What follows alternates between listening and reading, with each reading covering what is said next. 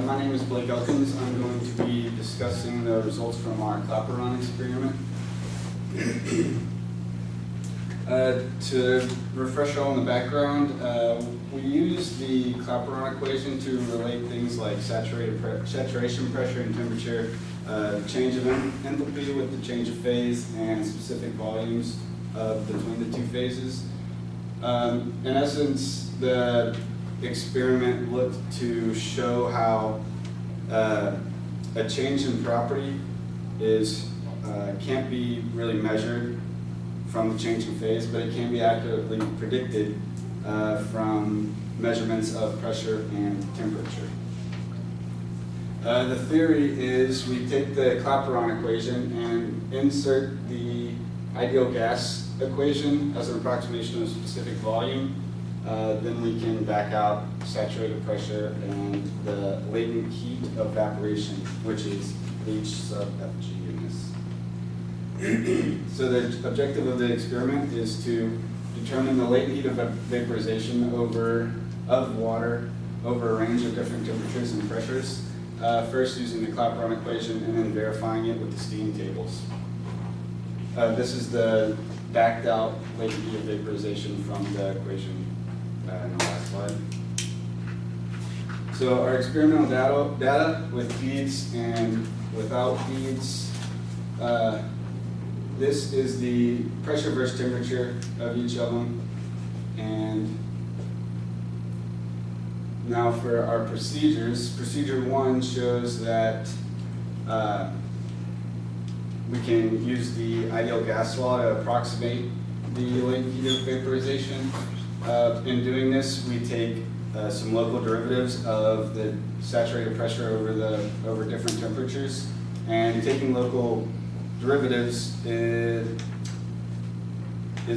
calls for some error in your data.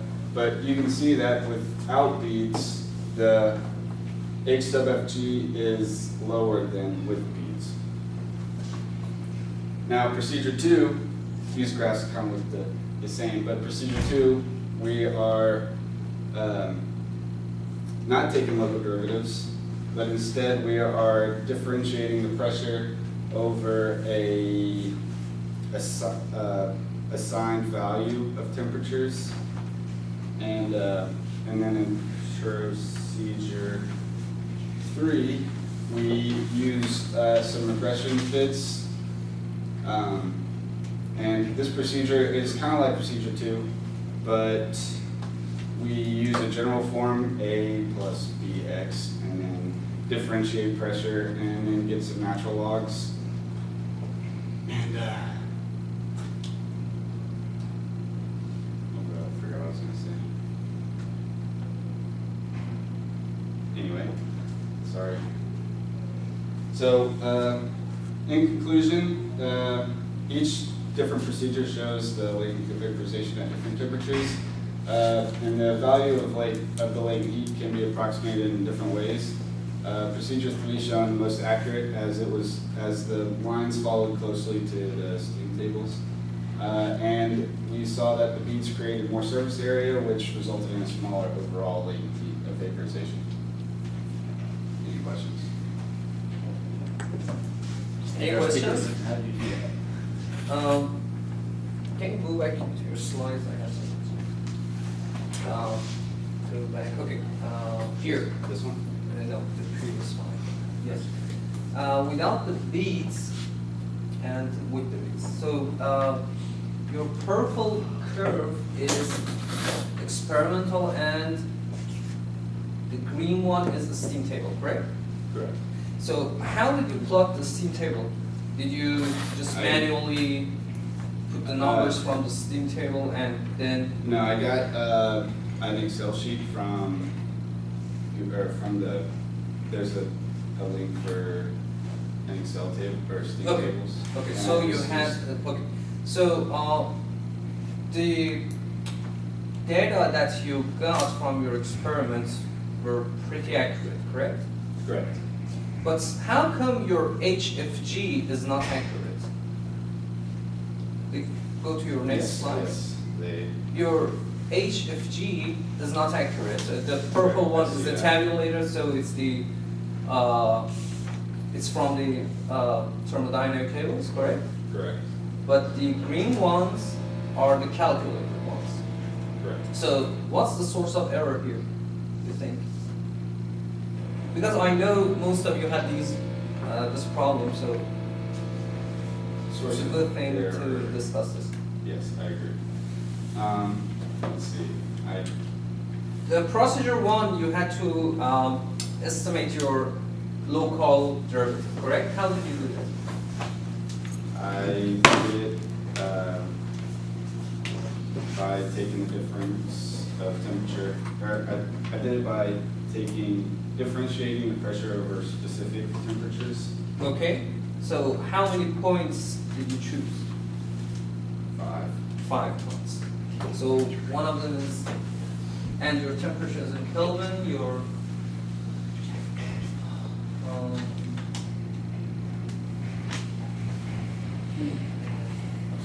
so any ideas? Why this kind of Like the equation that you use to calculate it? the equation that you use to calculate the HFG? Yes, one? Yeah, just to look at. So you put dp dt for some random points, correct?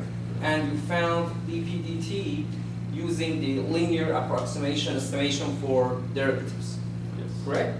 So, and you put t and p corresponding to that point, Correct. which you found the derivative in that one. So, why is this not accurate?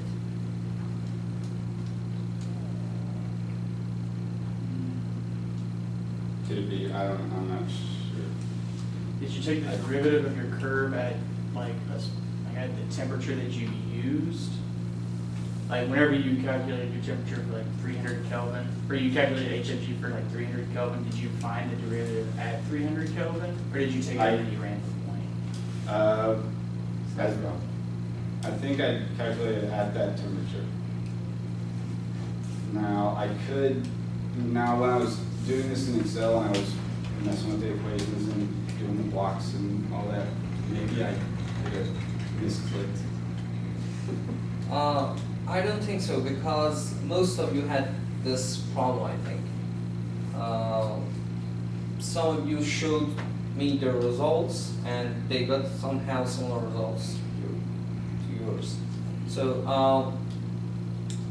one good practice is that you choose the points to estimate the derivatives wisely, because based on the scan rate of your data, in some points you have change of temperature, but the change in corresponding pressure is not very accurate. So somehow you had to choose your points more wisely, in my opinion, okay? Because this equation is exact. And you do not assume anything to derive this equation, correct? To derive this equation, you do not assume anything. Anything significant that causes Yeah. Don't you assume ideal gas law? yes. But it's not an ideal gas, it's in the vapor. But the Z factor for vapor is kind of accurate in the range that you use this. Okay. Okay, so that cannot cause any significant error, because your errors are very big, correct? Yes, sir.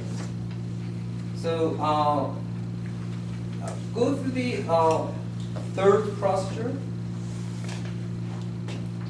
So in your third procedure, you assume that h of g can be expressed as a linear function with respect to t, correct? Correct. And then you solve that Clapeyron equation analytically, just taking the integral. And you had to use a toolbox in Excel to find some constants, I think. Here, you can see that your data is kind of accurate because the tabulator and calculator they have the same trend. There's a little difference between the curves, the lines, but it's acceptable because that may come from the ideal gas approximation, this error here. But you have a large error in procedure 1 and go to procedure 2. And procedure 2.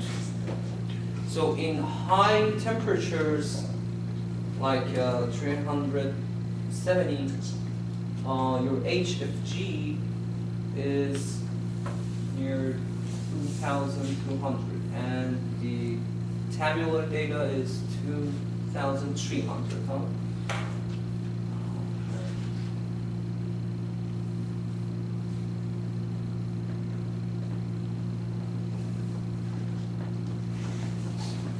Okay, thank you. Any ideas? Well, whenever we did take the readings, the other